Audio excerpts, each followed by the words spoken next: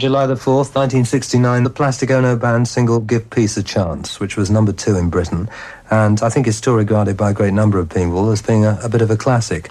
Refresh our memories as to why you put that particular song together, because you've fought for a lot of causes, haven't you, the both of you, over the years? Yeah, we first did the bed-in Amsterdam, and the point of the bed-in a nutshell was a commercial for peace as opposed to a commercial for war, which was on the news every day those days, and the newspapers every day was dismembered bodies and napalm, and we thought, well, why don't they have something nice in the newspapers, that old thing, you know? And anyway, we did the bed-in. What the bed-in was 7 days, because the press were always asking questions.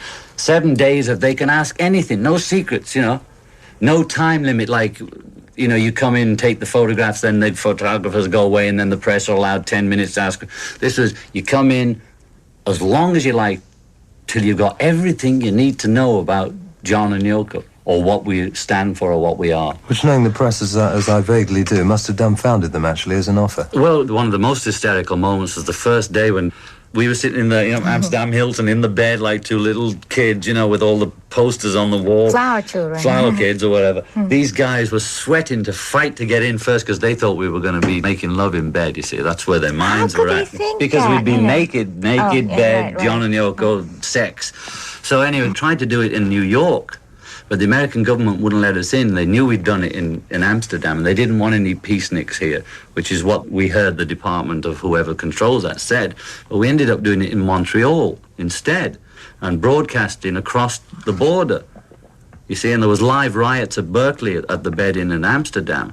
But after answering all these questions many times, it got down to all we were saying was give peace a chance. Not we have any formula or communism or socialism will answer it, or any ism could answer it. We didn't have a format. We couldn't give you a plan. But just sit down just consider and think the idea of not having this war. Just consider it. So that's what, in a nutshell, we were saying. So we recorded it in the bedroom of the Montreal Hilton or whatever hotel we were in. On an 8-track machine, which you had brought up to the room, I gather. Up to the room, yeah, and there was like Tommy Smothers and Tim Leary and Dick Gregory and all people sort of clapping along and singing on the chorus. And if you hear the record, it's funny actually, because my rhythm sense has always been a bit wild. And halfway through it, I got on the on-beat instead of the backbeat, and it was hard because there was non-musicians playing along with us. So I had to put a lot of tape echo to double up the beat to keep a steady beat right through the whole record, so it goes boom, boom, boom, boom, instead of ba, ba. It's a thought that counts. It was a thought. And I sort of cheated. The word masturbation was in it, but I wrote in the lyric sheet, because I'd had enough with the bannings of every bloody record I put out was banned for some reason or other. Even Walrus was banned on the BBC at one time because it said knickers, right? So, I mean, I'd been banned so many times all over that I copped out and wrote mastication. Yeah. No, well, it's not a cop-out. It was a consideration because it's a song that has to go around the world, you know. Yeah, it was more important to get it out than be bothered by a word masturbation. Peace in Toronto, a live album where you teamed up with Eric Clapton, Klaus Voormann and Alan White. Now, Klaus, I remember, was with Manfred Mann's band. Right. So he was an old mate. What about... And he was from Hamburg. That's right, from the days of... We met him in Hamburg. He was an illustrator for record covers in Germany. This goes back to sort of Barry Fantoni era, doesn't 1961, it? Yeah, right. When we met Klaus Voormann, 1962 maybe. And Eric? What was the tie-up with Eric? Because I remember Eric with the Yardbirds and... Well, Eric had been a friend of George's. You know, the guitarists all tend to hang out together. The lead men. Yeah. And we were in that exuberant period, and we got this phone call from Toronto on a Friday night that there was a rock and roll revival show in Toronto with 100,000 audience or whatever it was, and that Chuck was going to be there, and Jerry Lee was going to be there, and all the great rockers who were still living, and Bo Diddley, and supposedly the Doors were top of the bill. We didn't have a band then. We didn't even have a group that had played with us for more than half a minute. But I bet you didn't have too much trouble getting people to come and play. Called Eric. I couldn't find him. I don't know where the hell he was, but finally got through to him. I got Klaus, and we got Alan White because we'd cut Instant Calm around that period, so I'd met him, and he'd been on that. And I said, look, there's this thing on in Toronto. You want to come? They said, okay. Now, we didn't know what to play because we'd never played together before. And on the airplane, we're running through these oldies. So the rehearsal for that record, which turned into not a bad record, was on the plane with electric guitars, so you not even acoustic, we couldn't hear, saying, are we doing the Elvis version of Blue Suede Shoes or the Carl Perkins, you know, with the different break at the beginning, jing, jing, instead of whatever. And that's what we did. We just wrote this list. I hadn't got the words to any of the songs. I knew Dizzy Miss Lizzy, but there's a couple by Blue Suede Shoes and a couple I hadn't done since Liverpool in the cabin. And that's all we could do, and we went on. We were so nervous because we didn't know what we were doing. And she was going to do her pieces, Don't Worry Kyoko, you know, which lasted 30 minutes. And we went on. It was fantastic. It was just getting dark. The lights were just going down. This is the first time I ever heard about this. I think it was the first time it happened. They all lit candles or lights, and the sun was just going down. There was over 50 or 60,000. I remember the reports, yeah. And all these candles lit up, and it was really beautiful, you know, and the vibes were fantastic. And we did the string of rock and roll stuff. Then we finished with the Yoko song, because you can't go anywhere after you've reached that sort of pitch. Yeah. And to end the show, I just said, look, at the end, when she's finished doing whatever she's doing, just lean your guitars on the amps and let it keep howling.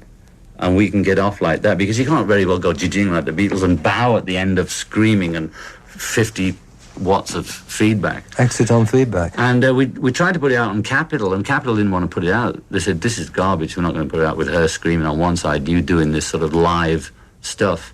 And they just refused to put it out. But we finally persuaded them that people might buy this. Of course, it went gold the next day. And then the funny thing was, this is a side story, Klein had got a deal on that record that it was a John and Yoko Plastic Ono record, not a Beatles record, so we could get a higher royalty, because the Beatles royalties were so low, they'd been locked in 63. And Capitol says, sure, you can have it. Nobody's going to buy that crap. Just a throwing, yeah. They just threw it away and gave it us. And it came out, and it was fairly successful, and it went gold. I don't know what chart position. I've got a gold record somewhere. And 4 years later, we go to collect the royalties, and you know what they say? This is a Beatle record. Oh, really? So Capitol EMI file that under Beatle record. Isn't it incredible? It is. And you included on it Year Blues from the White Album. I think I'd worked Year Blues with Eric on the Rolling Stones show. John and Yoko appeared on that show too. There's a film of it, but of course Mick never put it out because whatever. And there was me, Eric Clapton, Keith Richards on bass. I can't remember the drummer. And I did Year Blues, and then Yoko came on and did her blues, you know. And there was some crazy violinist. So Eric knew that number, so two of us knew that number. We all knew Blue Suede Shoes. Offhand, I don't recall what other songs are on it. You're smiling while you're telling me. It sounds as though in those days you were enjoying the freedom to be able to do something like that, which was instantly creative. It was instantly creative, and there was no big palaver, you know. It wasn't like this set format show that I'd been doing with the Beatles where you go on and do these same numbers, I Want to Hold Your Head, you know. And the show lasts 20 minutes, nobody's listening, and they're just screaming, and the amps are as big as a peanut. And it was more of a spectacular rather than rock and roll.